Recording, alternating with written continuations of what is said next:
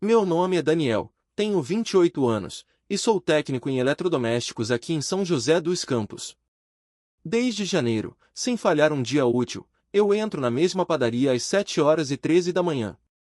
Não 7h10, nem 7h15. 7h13. Pingo o relógio no celular, atravesso a avenida quase sem olhar para os lados e entro. O sininho da porta toca, o cheiro de café recém-passado me acalma, e antes mesmo de eu dizer qualquer coisa, ela já tá pegando o pão na chapa e o pingado. Quentinho, moço, diz ela, sem tirar os olhos do balcão, colocando o pires com a xícara de vidro exatamente no mesmo lugar de sempre. O nome dela, descobri depois, era Lara. Mas por meses, ela foi só a moça da padaria na minha cabeça.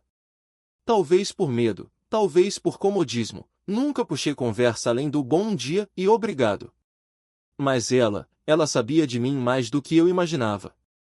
Um dia, num começo de semana qualquer, saí apressado e esqueci o celular no balcão. Voltei correndo 5 minutos depois, já com o peito apertado. Quando vi, ela estava na calçada, com o avental sujo de farinha e o celular na mão.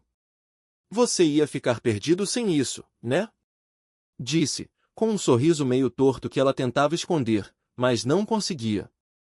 Fiquei sem graça, agradeci, e quando virei para entrar de novo, ela completou. Achei que ia ter que correr atrás de você, e olha que eu nem tomei meu café ainda.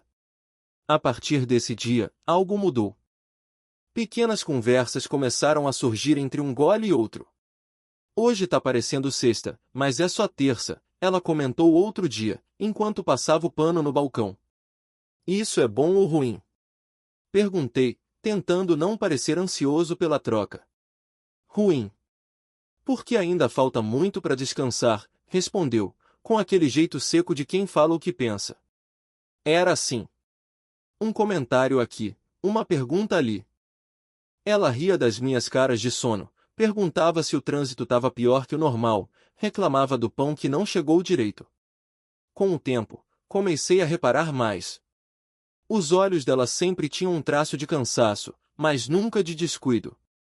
O cabelo preso às pressas, a aliança fina no dedo anelar esquerdo, que um dia desapareceu. E a forma como ela observava cada cliente, como se estivesse decifrando rotinas silenciosas. Num dia qualquer, ela largou o pano, encostou os cotovelos no balcão e me olhou, séria. Você é o cliente mais previsível que eu tenho. E o único que nunca olha o celular enquanto come. Engoli o pedaço de pão devagar. Não sabia se era um elogio ou uma bronca disfarçada. É que eu gosto de olhar para você, falei. Baixo, direto, sem saber bem por quê. Ela demorou para responder. Apertou os lábios, virou o rosto por um segundo, e disse só. Moço, esse café vai esfriar. Mas no dia seguinte, quando entrei às 7h13, ela já tinha deixado o pão com manteiga no ponto certo. E a xícara veio com um coraçãozinho de espuma improvisado. E aí eu soube, ela sabia meu café. Mas agora começava a querer saber meu nome. Depois daquele dia do coraçãozinho de espuma, comecei a chegar 10 minutos mais cedo. Não para garantir lugar na padaria, sempre tinha. Mas porque sabia que, antes do movimento apertar, ela tinha uns minutos de folga. E nesses minutos, ela falava mais. Meu filho dormiu na casa da minha mãe ontem, disse, certa manhã, enquanto organizava as bandejas de pão doce. Ele tem quantos anos? Perguntei, fingindo que não sabia. Já tinha ouvido ela falar dele para outro cliente. 7. Nome dele é Lucas. Só come pão se tiver requeijão e só dorme com luz acesa. Ela falava rápido, sem floreio. Mas cada frase dela parecia abrir uma porta. Um dia, notei que a aliança tinha sumido. Não quis ser invasivo. Só observei. O pai dele apareceu ontem, comentou, como quem comenta o tempo. Quer visitar o Lucas de novo. 2 anos sem dar notícia e agora quer vir todo fim de semana. Eu não disse nada. Só ouvi. Ela não parecia querer conselho. Só espaço para falar. Na manhã seguinte, deixei um bilhete num guardanapo dobrado, ao lado do Pires. Escrevi a caneta. Se precisar de ajuda com um micro-ondas quebrado, eu entendo do assunto. Fui embora antes dela ler. Mas à noite, já deitado, o WhatsApp vibrou. Lara, tá chamando para um concerto ou para café fora do expediente? Sorri. Pensei um tempo antes de responder. Ambos. 2 horas depois, estava de capacete, com minha velha Yamaha barulhenta, parando na frente do sobradinho dela no Jardim Satélite. Um muro baixo, portão de ferro pintado de branco, algumas plantas nos vasos de plástico. Ela abriu o portão com Lucas do lado, segurando um carrinho na mão. Você é o moço do café? Perguntou ele, franzindo a testa. Sou, sim. E também o do micro-ondas, brinquei. Lara riu. Era raro ver aquele sorriso solto, sem o peso do balcão, sem o relógio apertando. O micro-ondas realmente estava com problema. Nada grave. Vício de uso. Enquanto eu desmontava a tampa traseira, ela preparava um café no coador, do jeito certo, pano limpo, água na temperatura certa, cheiro que abraça. Acho que agora você sabe onde eu moro, ela falou, colocando a xícara na minha frente. Lucas estava no quarto, brincando. A casa era simples, mas com vida, sofá com almofadas gastas, geladeira cheia de ímãs, uma estante com livros escolares e um rádio sintonizado numa FM tocando Fábio Júnior baixinho. Ela se sentou na outra ponta da mesa. Silêncio leve. Natural. Você é mais quieto do que eu pensava, ela disse, mexendo o café devagar. E você é mais engraçada do que mostra no balcão. É que lá não dá tempo de mostrar nada. Aqui dá, respondi. Ela me olhou, dessa vez sem pressa. E eu senti que, se ela falasse mais uma palavra, qualquer uma, ia desmontar um pouco da armadura que carregava no peito. Mas ela só disse. Obrigada por vir. Na saída, Lucas veio até o portão e perguntou. Você vai voltar? Eu olhei para Lara. Ela não respondeu. Só abriu o portão com aquele mesmo sorriso torto do primeiro dia. Se o micro-ondas pedir, eu volto, respondi. Mas a verdade? Eu voltaria mesmo que ele funcionasse para sempre. Depois do micro-ondas, vieram o chuveiro queimado, a lâmpada da área queimada, a torneira que não parava de pingar. Nenhum serviço era urgente. Mas ela sempre mandava mensagem no fim do dia, quase como desculpa. Lara, o suporte da TV tá torto. Acho que vai cair. Ou você só quer café de novo? Lara, os dois. Passei a aparecer com mais frequência. Primeiro aos sábados, depois em algumas noites durante a semana. Comecei a saber o caminho da cozinha sem perguntar, a abrir a geladeira sem cerimônia. Trazia biscoitos, frutas, às vezes um pão diferente só para ver se Lucas aprovava. Ele sempre provava, mesmo quando torcia o nariz. Esse moço só traz coisa boa, disse ele um dia, com a boca cheia de goiabinha. Lara riu da mesa, sem dizer nada. Ele começou a me chamar de moço do café. E quando eu demorava a aparecer, mandava áudio no celular da mãe. Oi, moço do café. Você sumiu? No começo, eu dizia a mim mesmo que era só amizade. Só boa convivência. Mas quando percebi que deixava minha caixa de ferramentas de propósito na casa dela, só para ter motivo para voltar, entendi que já era outra coisa. Um domingo, depois de consertar uma tomada no quarto de Lucas, ela apareceu na cozinha com um cheiro de comida que me pegou de surpresa. Fiz lasanha. Se não tiver compromisso, fica pro almoço. Eu nunca fui bom em disfarçar o que sinto. Sentei na mesa antes mesmo de responder. Comemos os três juntos. Lucas contando das aulas de ciências, eu tentando entender o gosto por dinossauros e ela observando tudo com um olhar que misturava cuidado e espanto. Depois do almoço, ela lavava a louça e eu enxugava. O rádio da cozinha, sempre ligado, tocava um sertanejo antigo.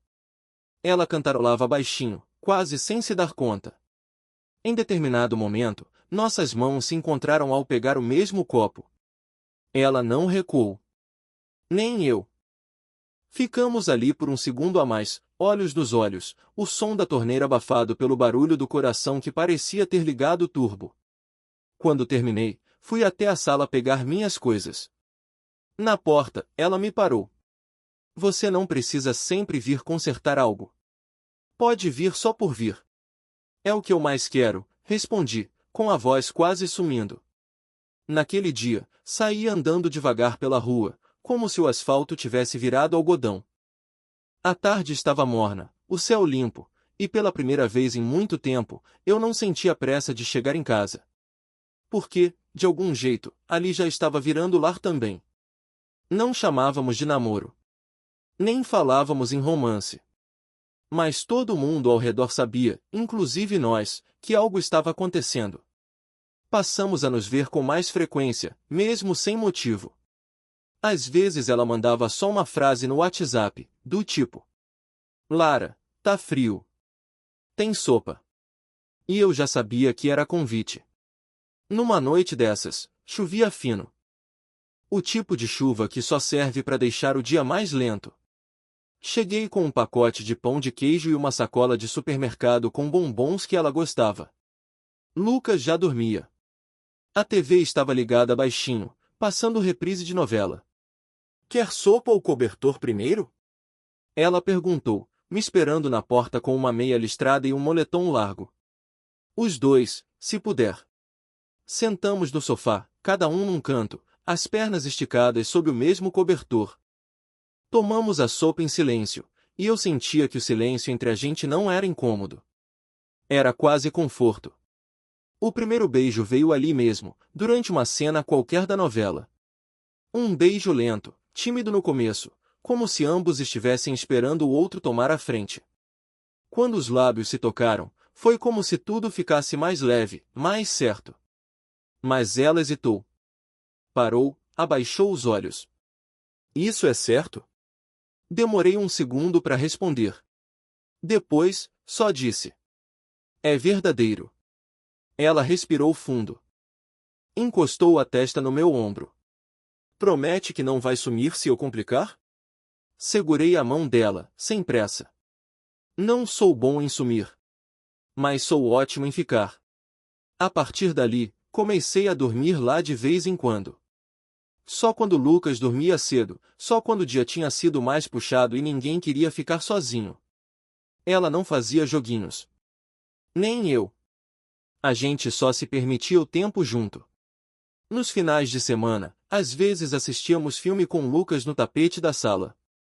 Ele deitado com a cabeça no colo da mãe, eu do lado com uma tigela de pipoca dividida.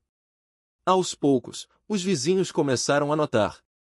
Dona Norma, da casa ao lado, acenava com um sorrisinho irônico. O rapaz da farmácia fez piada outro dia. E aí, moço do café tá morando lá já? Lara não se importava. E isso me dava uma calma difícil de explicar. Uma noite, enquanto estendia roupas no varal da área, ela comentou sem me olhar. Nunca pensei que fosse ter isso de novo. Isso? Companhia sem cobrança. Alguém que não atrasa a minha vida. Eu também não, respondi. Ela sorriu. Daqueles sorrisos pequenos, que duram segundos mas dizem tudo. Naquela noite, deitei no colchão de Lucas enquanto ele dormia com a boca entreaberta. Lara apagou a luz do corredor e me cobriu com um edredom florido. Boa noite, moço do café, ela sussurrou. E, no escuro, eu sorri como quem finalmente entendeu o valor de ser chamado assim. Com o tempo, o que era visita virou hábito. E hábito virou parte do dia. Eu já sabia o horário da lição de casa do Lucas, o desenho favorito dele na TV e que ele sempre pedia 2 colheres de Nescau no leite. Passei a ajudar com as contas de matemática, a ouvir as reclamações sobre a professora de ciências, e sem perceber, fui ocupando um lugar que ninguém pediu, mas que parecia me esperar. Nos sábados de sol, levávamos o menino para andar de bicicleta na pracinha. Ele ia com a camiseta do Corinthians e joelheiras tortas. Eu corria atrás, fingindo que não conseguia alcançá-lo. Lara ficava na sombra de uma árvore, de braços cruzados, rindo com aquele ar de quem não acreditava no que estava vendo. Ria sem fazer barulho, mas o olhar era cheio de som. Um dia, empinamos pipa juntos. Lucas ficou frustrado porque a linha embolou e o papel rasgou. Eu prometi que ia fazer outro, com mais paciência, e ele me abraçou do nada. Você é quase meu pai, sussurrou, envergonhado. Não respondi. Só segurei mais forte. Lara viu de longe. Naquela noite, ela fez macarrão com salsicha, a comida de preguiça, como dizia. Lavamos a louça juntos, como sempre, e ela parou no meio da pia, de costas para mim. Eu não imaginava ninguém comigo de novo, disse, sem se virar. Muito menos alguém como você. Me aproximei devagar, sem fazer barulho. Não sou muito. Mas sou inteiro. Ela soltou a esponja, virou-se e encostou a testa no meu peito. Ficamos assim, parados, com a água escorrendo na pia e a noite caindo devagar. Era tudo muito simples. Mas tudo gritava nós. Aos poucos, comecei a ajudar no mercado. Sem alarde. Colocava algumas coisas no carrinho, pagava junto. Ela nunca pedia. Mas nunca recusava. Você me quebra quando faz isso, disse ela uma vez, no caixa, quando viu que eu paguei o iogurte preferido do Lucas. Quebro de leve, respondi. Ela riu, aliviada. Numa dessas tardes, voltamos do mercado com sacolas nas mãos e uma paz no peito que parecia sob medida. Lucas corria pela sala, tirando as coisas do saco antes de guardar. Lara colocava o arroz para cozinhar e cantarolava algo do Djavan, desafinando com charme. Precisa de ajuda aí? Perguntei da porta da cozinha. Só se for para descascar alho, ela respondeu, me olhando com a sobrancelha arqueada. Já me sinto parte da família mesmo. Ela ficou em silêncio. Depois soltou, baixinho. Naquela noite, quando deitei no colchão da sala, Lucas veio me cobrir com o próprio cobertor. Hoje eu fico no sofá. Você dorme na minha cama. Não precisa, campeão, disse, surpreso. Precisa sim. Porque você também é daqui. Olhei para Lara. Ela só assentiu com os olhos marejados. Não dissemos te amo. Mas tudo ali, em cada gesto, já dizia isso por nós. As coisas estavam indo bem demais. Talvez por isso o baque tenha doído tanto. Numa quinta-feira qualquer, no fim da tarde, cheguei com um saco de pão doce e um pacote de leite condensado. O Lucas tinha pedido brigadeiro de colher no dia anterior. Mas quando toquei o interfone, ninguém atendeu. Esperei. Toquei de novo. Nada. Abri o WhatsApp. Última visualização, ontem, 22h15. Mandei mensagem. 1, 2. Nada de resposta. Voltei para casa com as sacolas nas mãos, tentando não pensar demais. Talvez tivessem saído, talvez tivesse acontecido alguma coisa com o sinal. No fundo, eu já sabia que não era isso. No dia seguinte, a mesma coisa. No sábado, também. Até que no domingo, passando pela frente da casa dela, vi um carro parado no portão. Um sedã antigo, placa de outra cidade. E ele ali, encostado na grade, falando com o Lucas. Meu estômago virou. Na segunda, uma mensagem curta chegou no celular. Lara, preciso de um tempo. Não é você. É só muita coisa para lidar. Te agradeço por tudo. Não respondi. Nem consegui. Nos dias que seguiram, o relógio parecia parar toda vez que eu lembrava dela. E isso acontecia o tempo todo. Voltar à padaria estava fora de cogitação. Só de pensar, meu peito apertava. Troquei de rota, comecei a tomar café em outro lugar. Um canto impessoal, onde ninguém sabia meu nome e o pingado vinha morno. Fiquei na minha. Não pressionei. Não mandei mensagem. Só esperei. Uma semana passou. Depois, 2. Então, numa noite qualquer, sentado no sofá do meu pequeno apartamento, escrevi um bilhete com letra firme. Se quiser café, tô aqui. Coloquei o bilhete no envelope e fui até o sobrado dela. Já era tarde. A rua, silenciosa. Encostei o papel dobrado na caixa de correio e fui embora. Naquela noite, dormi sem esperança. Só com o alívio de ter dito o que precisava. No dia seguinte, o celular vibrou às 22h47. Lara, tô aqui na frente. Levantei num salto. Ela estava encostada no portão, o rosto úmido, cabelo preso de qualquer jeito, moletom velho. Sem Lucas. Só ela. Você é a única coisa leve que aconteceu comigo em anos, disse, antes que eu dissesse qualquer coisa. Fiquei parado, digerindo o que ouvia. Eu achei que ia conseguir lidar sozinha. Mas tá tudo pesado demais. E você me fez esquecer disso por um tempo. Então não me larga no escuro, falei, baixinho. Ela entrou. Pela primeira vez, de verdade. Não como visita. Nem como desculpa.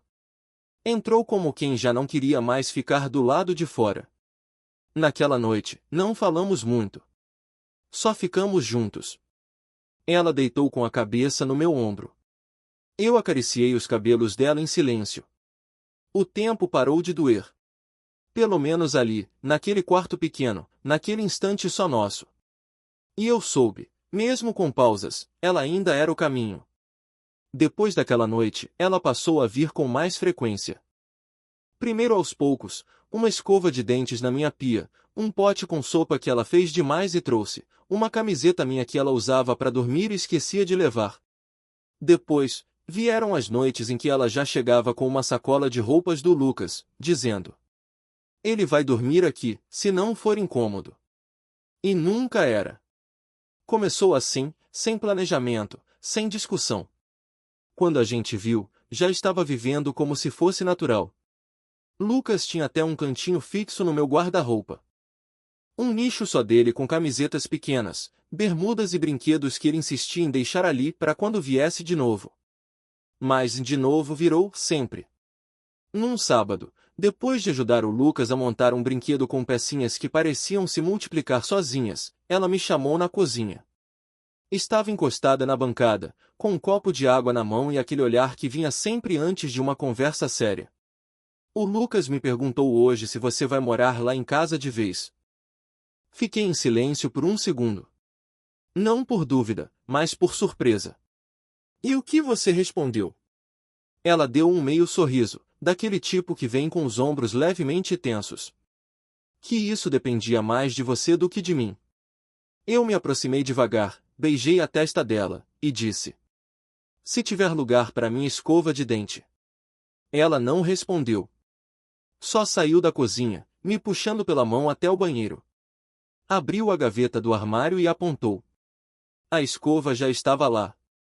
Azul clara, nova, entre as coisas dela. Eu sabia que você era ruim de dar o primeiro passo, disse, tentando disfarçar o riso. Naquela mesma noite, voltamos pro sobrado do Jardim Satélite com minhas 2 mochilas cheias e um saco de supermercado com as poucas coisas que faltavam. Lucas nos recebeu de meias, com uma pipoca pronta e um desenho na televisão. Já era a hora! Gritou. A gente riu. E riu de verdade, sem receio. Na hora de dormir, Lara trocou a roupa do filho, organizou os brinquedos no quarto e voltou para a sala, onde eu montava minha pequena gaveta de ferramentas no armário da área. Tá se instalando mesmo, né? Brincou, apoiada na porta. Ainda falta pendurar meus 2 quadros tortos. Aí sim é oficial. Ficamos os 3 na sala, comendo pão com manteiga e vendo o jornal da noite. Lara com os pés no meu colo, Lucas cochilando com a cabeça encostada no braço do sofá. E por um segundo, tive a estranha sensação de que sempre estive ali. Como se tudo antes disso tivesse sido só ensaio. No dia seguinte, ela me mandou mensagem mesmo estando no quarto ao lado. Lara, bem-vindo para casa. Respondi. Já era minha, só faltava você dizer. O domingo amanheceu devagar, como todo bom domingo deve ser. Um vento leve entrava pela janela da cozinha, trazendo o cheiro de roupa limpa do varal da vizinha e o som de um rádio distante tocando Fábio Júnior. Lara estava ali, de moletom cinza largo, com os cabelos presos num coque frouxo, mexendo o café na panela.